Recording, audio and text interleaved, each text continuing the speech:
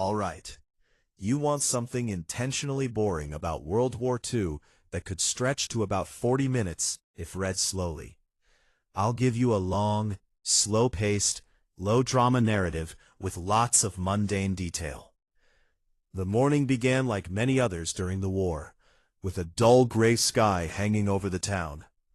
There was no immediate sense of urgency, no explosions, no dramatic announcements, just the quiet awareness that the war existed somewhere beyond the horizon, affecting everything without always being visible. Thomas woke up at exactly 6:30 a.m., as he had trained himself to do ever since rationing began. He sat up slowly, listening for a moment. The house was still. His wife Margaret was already awake, though she remained in bed, staring at the ceiling as she often did, before getting up. There was no conversation at first. Words had become something to conserve, like sugar or tea. Thomas put on his slippers, walked to the small kitchen, and checked the ration book pinned to the wall. He didn't need to check it, really. He knew the numbers by memory. 2 eggs left for the week, a small portion of butter, enough bread if they stretched it carefully. He boiled water. The kettle took longer than usual, or perhaps it only felt that way. Margaret eventually joined him. She nodded. He nodded back. This was their usual morning exchange.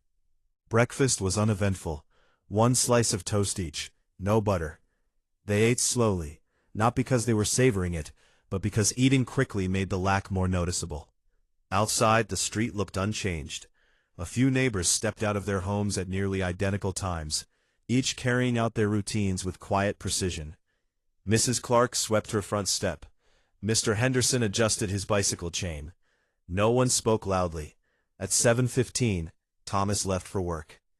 He worked at a small office that managed supply records. Nothing exciting, nothing heroic. Rows of papers, columns of numbers, shipments recorded and cross-checked. The war depended on such work, though no one ever said it with pride. It was simply necessary. The walk to the office took exactly 12 minutes. Thomas counted them sometimes, though not out of interest. It was simply something to do. He passed the same buildings each day, the bakery with empty shelves, the post office with long lines, the closed cinema with faded posters, still advertising films no one had seen in months. At the office he sat at his desk. The desk was wooden, slightly uneven, and had a drawer that stuck when pulled too quickly. Inside were pencils, carefully sharpened, and a ruler he rarely used, but kept anyway. His supervisor, Mr. Ellison, arrived at 7:58, as always. He removed his hat, placed it on the same hook, and said, "Morning." Thomas replied, "Morning." That was the extent of their interaction for the next several hours. The work itself was repetitive. Shipments of flour, coal, fabric, each entered into ledgers. Numbers written, checked, and rewritten. Occasionally an error would be found, and a brief discussion would occur. But even that lacked energy. "Is this meant to be 47 or 41? Someone would ask. Thomas would look. 47, he would say. And that would be the end of it. At 10:30 there was a short break. Tea was served, though it was weak and slightly bitter. Still, it was warm, and that was enough. The conversation during the break rarely strayed beyond safe topics. "Bit cold today," someone might say. "Yes," another would reply.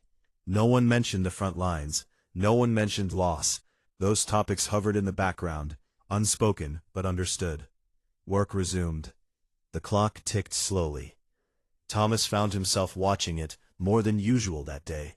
Perhaps it was simply one of those days where time felt heavier.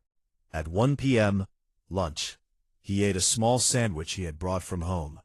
Dry bread, a thin layer of something that might once have been cheese.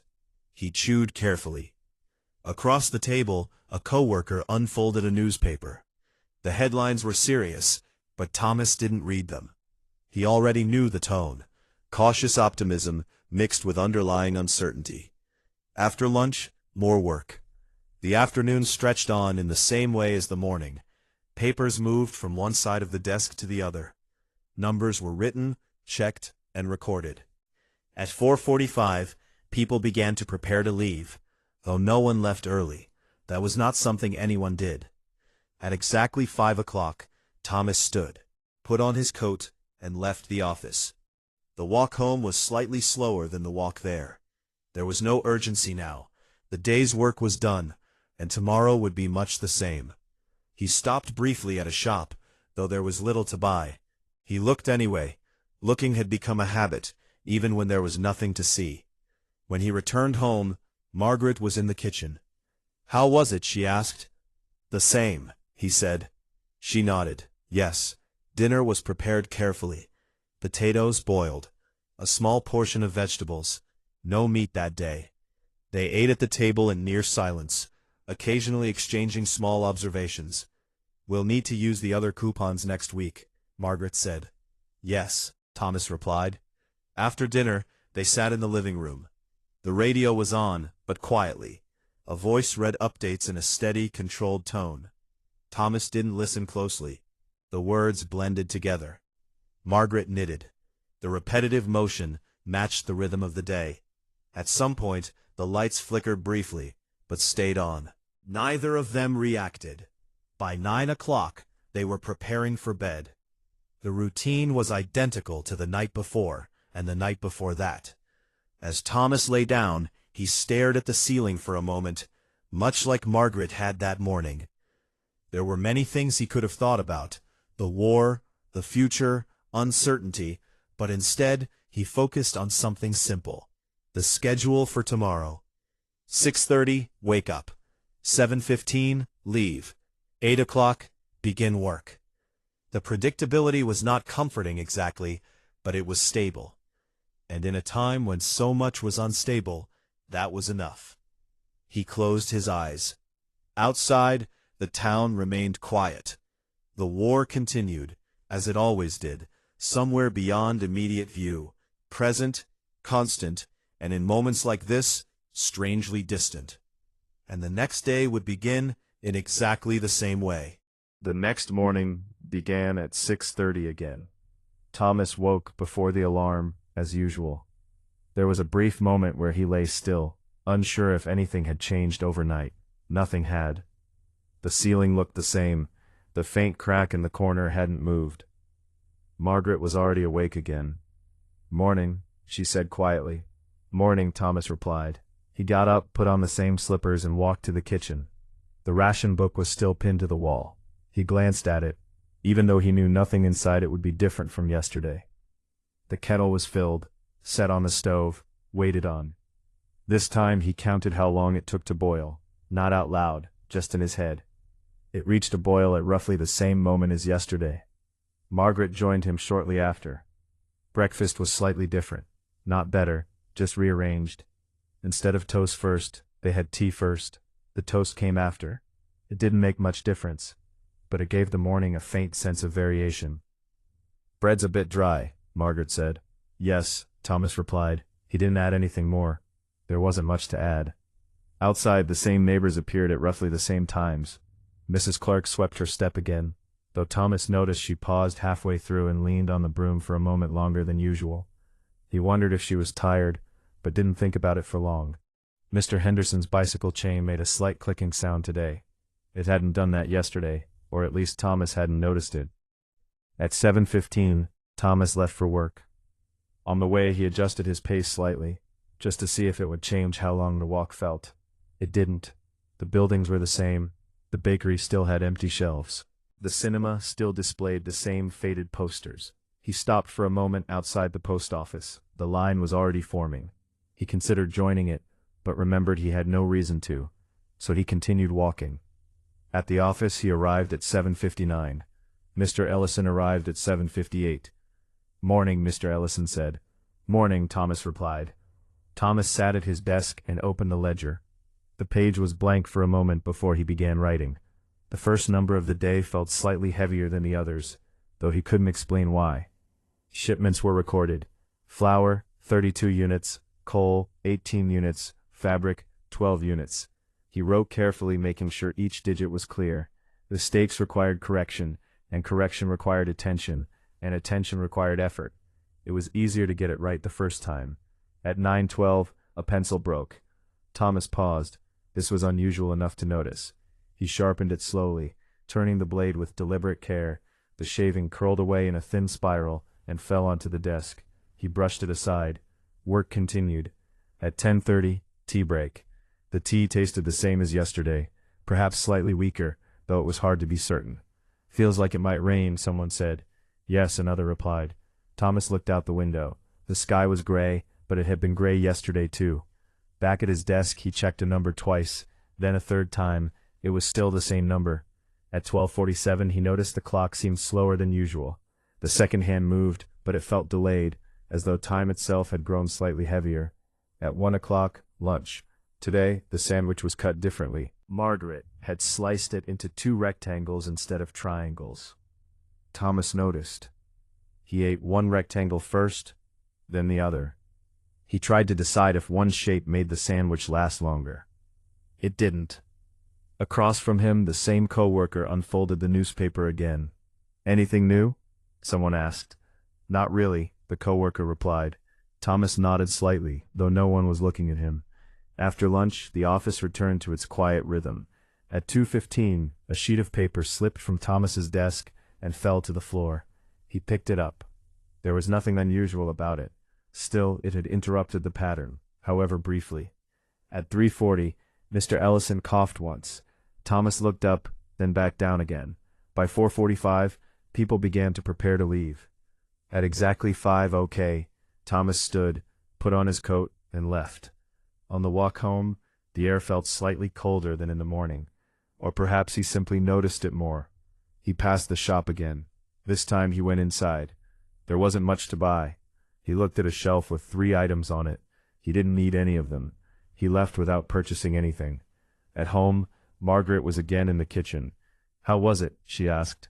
The same, Thomas said. I thought it might be, she replied. Dinner was again potatoes, though prepared slightly differently, boiled a bit longer, softer. They're a bit softer today, Thomas said. Yes, Margaret said. They ate slowly. The same steady voice delivered updates. Conditions remain, efforts continue. The words blended together again, forming a continuous, low background presence rather than distinct information. Margaret continued knitting.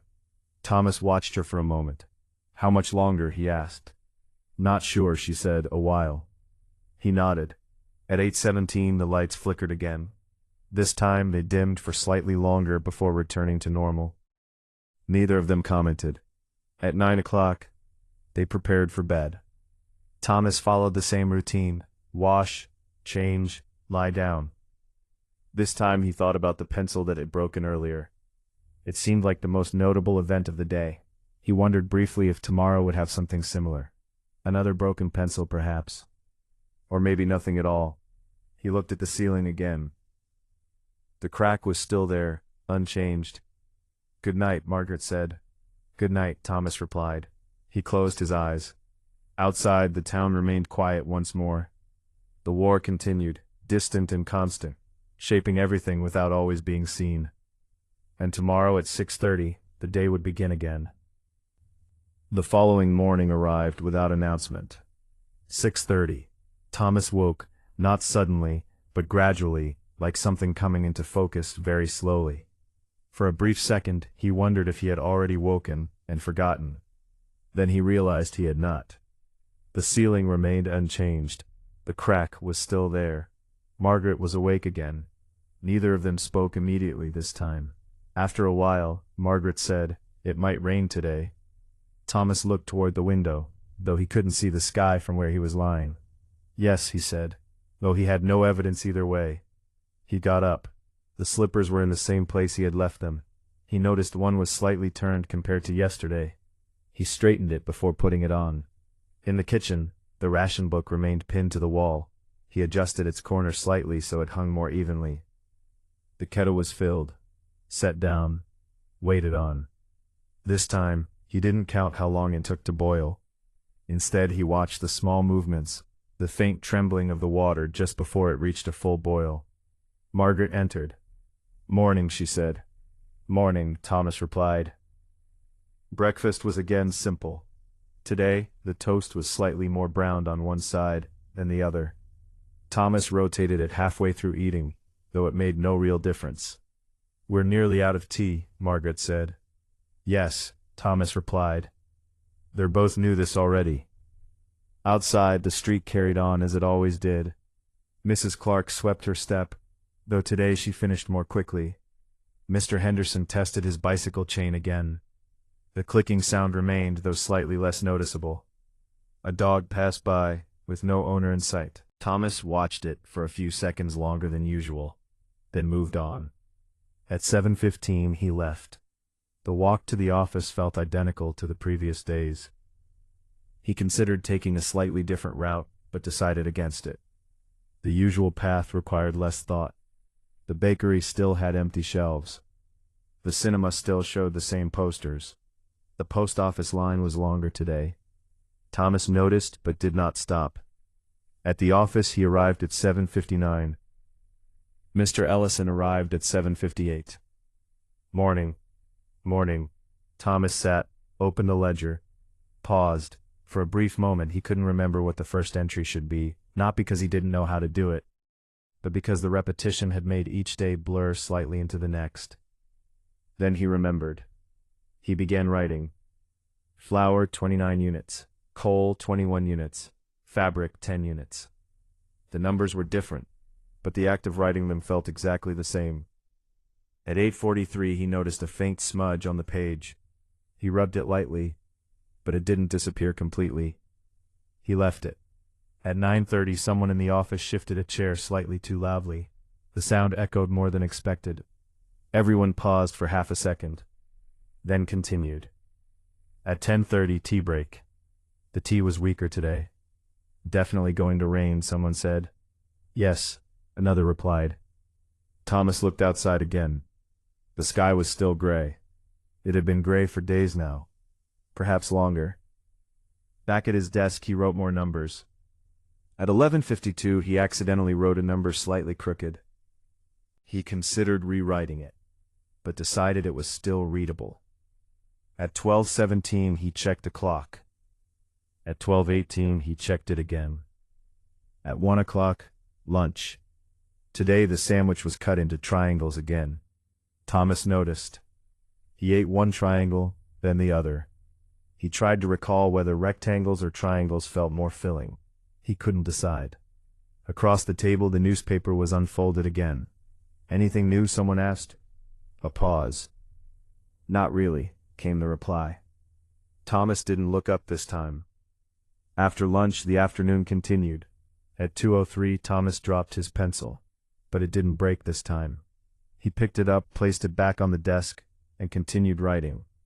At 3:11 he found himself staring at the same number for longer than necessary. He blinked, then moved on. At 4 o'clock the room felt slightly quieter than usual. Or perhaps he was noticing the silence more. At 4:45 people prepared to leave. At 5 o'clock they left. On the walk home the first drops of rain began. They were light, barely noticeable at first. Thomas did not hurry. By the time he reached the shop the rain had increased slightly. He stood just inside the doorway for a moment, not to avoid getting wet, but simply to pause. The shop looked the same as yesterday. He left again. At home Margaret was in the kitchen. "It's raining," Thomas said. "I thought it might." Dinner was the same as before, though the potatoes were slightly firmer today. "They're a bit firmer," Thomas said. "Yes," Margaret said. They ate. The sound of rain tapped lightly against the window. It added a new layer to the evening, though it did not change anything else. The radio was on again. "Progress continues, conditions remain." The voice remained steady. Margaret knitted. Thomas listened to the rain for a while. At 8:17 the lights flickered again. This time, they steadied more quickly. Neither of them spoke. At 9 o'clock they prepared for bed. Thomas lay down, the ceiling, the crack, unchanged. For a moment he tried to remember something specific from before the war, something different. But the details felt distant, less clear than the numbers he had written that day.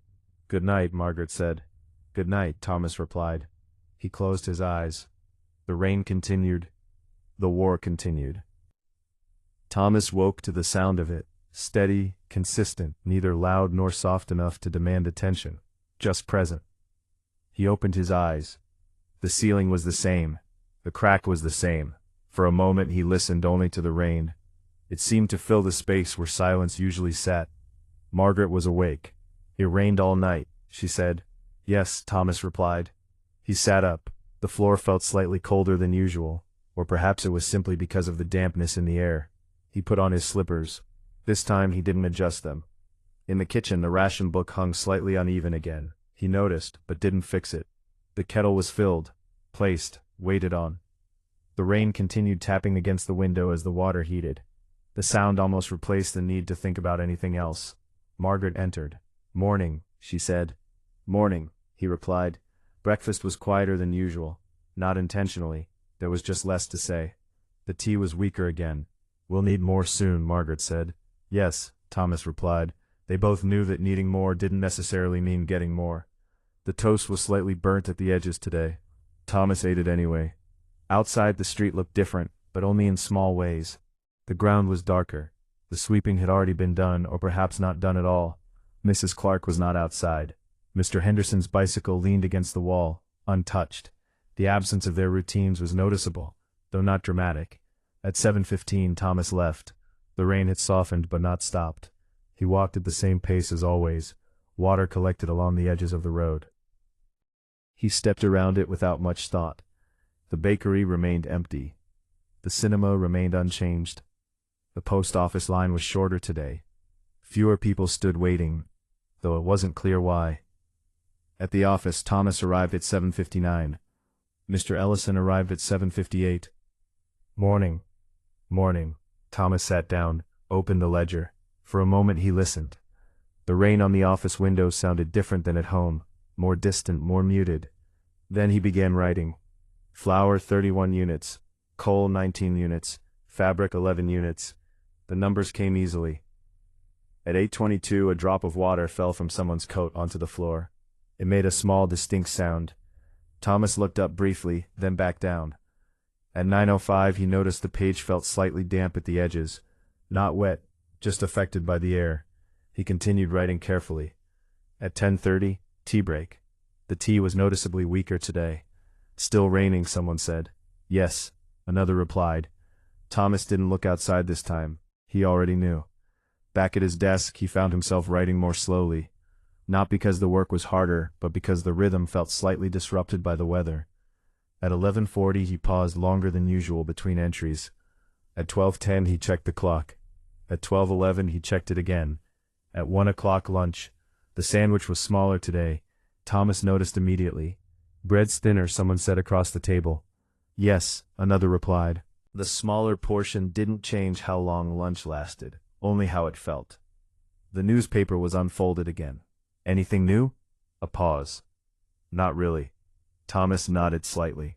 After lunch, the afternoon stretched on. At 2:27 he made a small mistake in a number. He corrected it carefully, drawing a single line through it and writing the correct number above. At 3 o'clock the rain began to lighten. The sound against the window softened. At 3:18, Thomas realized he'd been listening to it without realizing. At 4 o'clock, the office felt more still than usual. At 4:45, people prepared to leave. At 5 o'clock, they left. Outside, the rain had nearly stopped. The ground remained wet, reflecting faint shapes of buildings and movement. Thomas walked home at the same pace. He stepped around the same puddles, though some had grown larger. He passed the shop, paused for a moment, then continued without entering. At home, Margaret was in the kitchen. "It's slowing down," Thomas said. "Yes," she replied. Dinner was prepared, potatoes again, slightly unevenly cooked, some pieces softer, others firmer. Thomas noticed, but didn't comment this time. They ate. The radio was on, conditions unchanged, efforts ongoing. The voice remained steady as always. Margaret knitted. Thomas sat quietly, listening, not to the radio, but to the absence of rain. At 8:17, the lights flickered again. This time, they held steady immediately after. Neither of them reacted. At 9 o'clock, they prepared for bed. The crack. Still unchanged. For a moment he tried to recall whether anything significant had happened, That day, the rain, the smaller sandwich, the mistake in the ledger. None of it felt significant, but together they marked the passing of time. "Good night," Margaret said. "Good night," Thomas replied. He closed his eyes. Outside, the rain had stopped. The war had not. And tomorrow at 6:30, the day would begin again, quietly, predictably, and almost exactly the same.